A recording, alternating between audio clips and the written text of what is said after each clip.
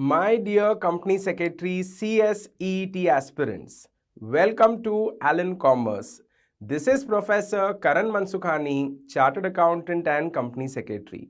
Today, we are going to discuss a very important topic from your legal aptitude subject. Let me make you understand the elements of Company Secretary. This is the name of the topic.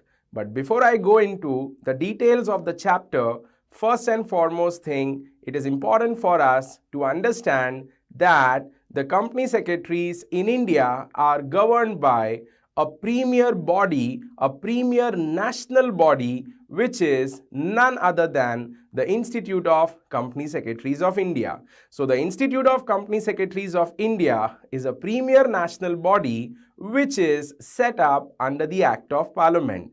And this body had enacted in the year 1980 the Company Secretaries Act of 1980. So all of us, all the company secretaries are governed by the Institute of Company Secretaries of India. Let me also put it this way that the Institute of Company Secretaries of India comes under the Ministry of Corporate Affairs, which is the part of none other than the Government of India. And currently, Institute of Company Secretaries of India has 4 regional offices into New Delhi, into Chennai, Kolkata, and of course, Mumbai. But its headquarters are situated in New Delhi. And the company secretaries body has 72 chapters across India. So you can imagine how big is this body. Now, comes the point to discuss who is a company secretary. So let me tell you, company secretary कौन होता है?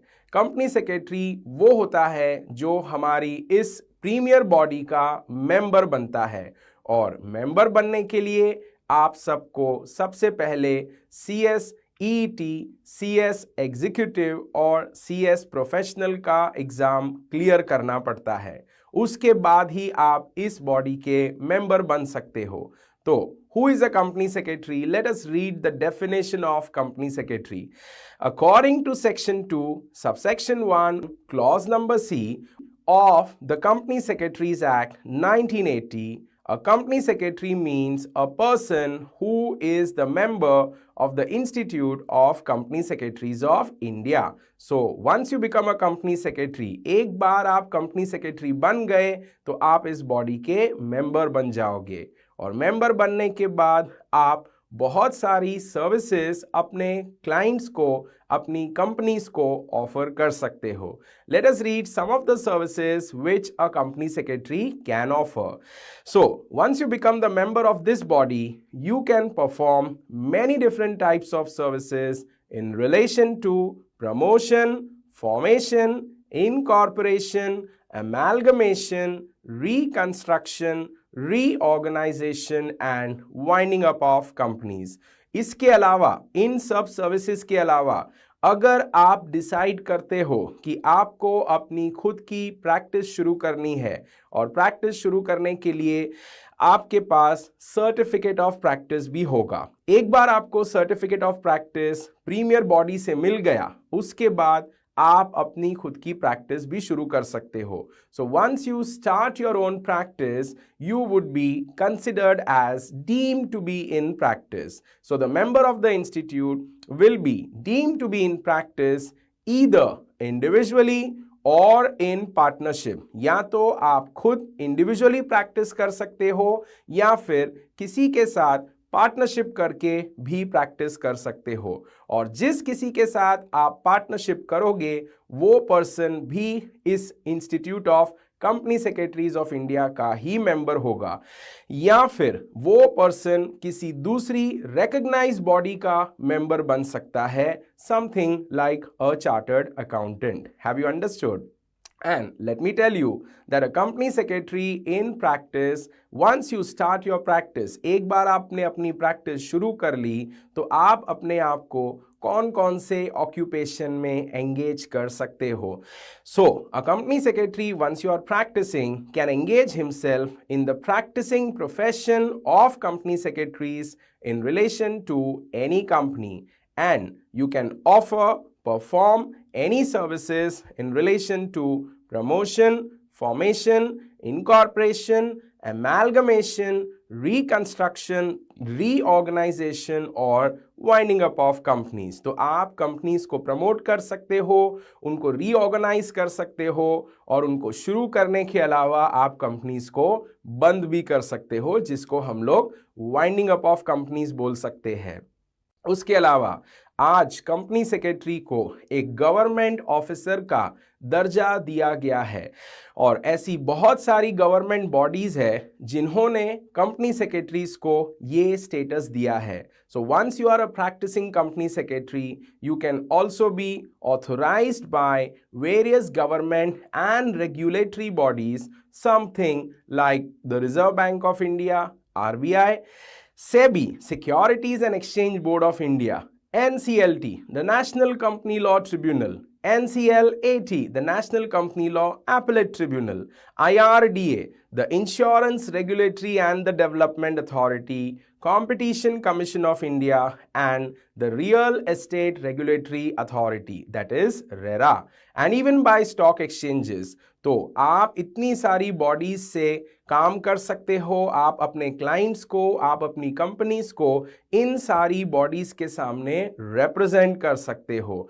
सो you can act as an authorised representative, you can do a lot of attestation, lot of certification work, and you can also take up secretarial audits, which is meant exclusively for company secretaries.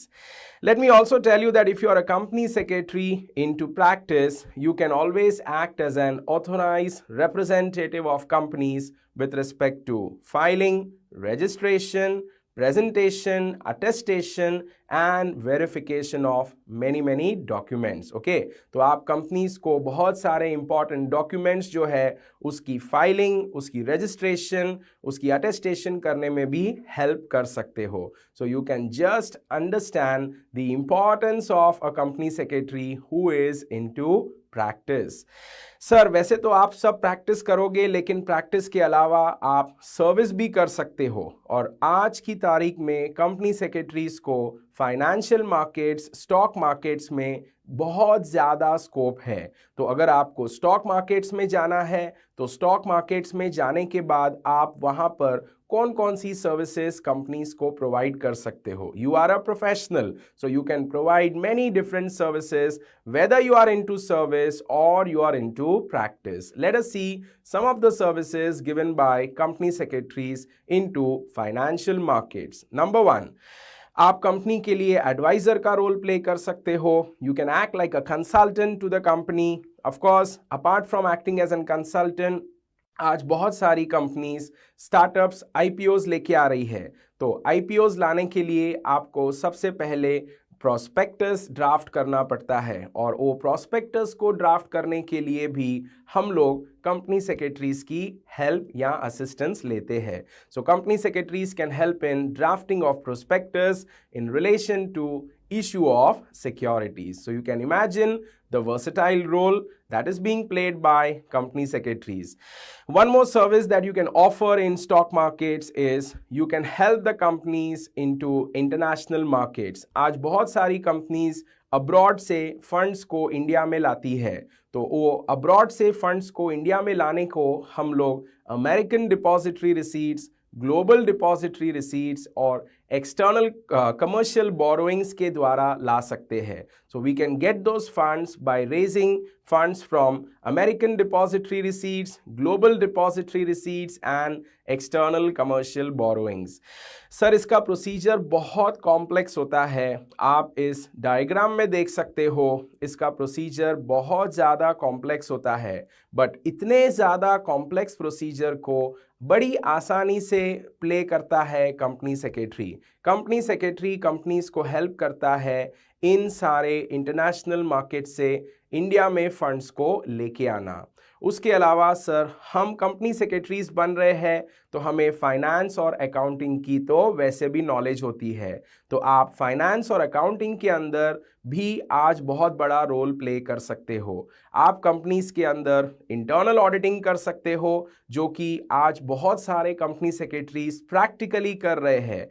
उसके अलावा company secretaries के लिए एक exclusive audit है और वो है secretarial audit. Secretarial audit exclusively सिर्फ और सिर्फ कंपनी सेक्रेटरीज के लिए बनाया गया है, तो आप सेक्रेटरियल ऑडिट भी रोल प्ले कर सकते हो। उसके अलावा आप कंपनीज में बिजनेस वैल्यूएशन का काम कर सकते हो। आज बहुत सारी कंपनीज हैं जिनका मर्जर और एक्विजिशन होता है। मर्जर और एक्विजिशन का मतलब होता है जब दो कंपनीज अपने बिजनेसेस को कंबाइन करके स्मूथली फंक्शन करती है। तो मर्जर करने से पहले, एक्विजिशन होने से पहले आपको बिजनेस वैल्यूएशन करना पड़ता है। You have to do business valuation before two companies enter into mergers and acquisition. So you can imagine how interesting is the role of a company secretary. उसके अलावा company secretaries are also well versed with taxation. How can we forget taxation services?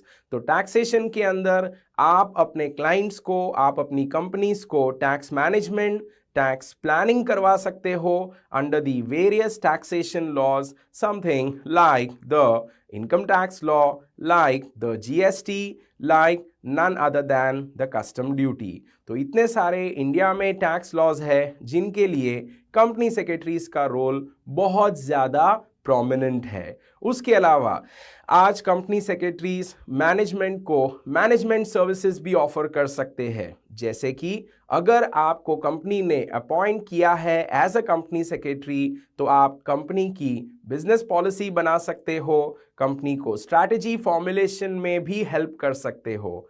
और मैं कैसे भूल सकता हूँ कि company secretary बनने के बाद आपका कम्युनिकेशन ज़्यादातर कंपनी के शेयर होल्डर्स के साथ होता है, स्टेक होल्डर्स के साथ होता है, इवन गवर्नमेंट अथॉरिटीज़ के साथ एंड इवन रेगुलेटरी अथॉरिटीज़ के साथ।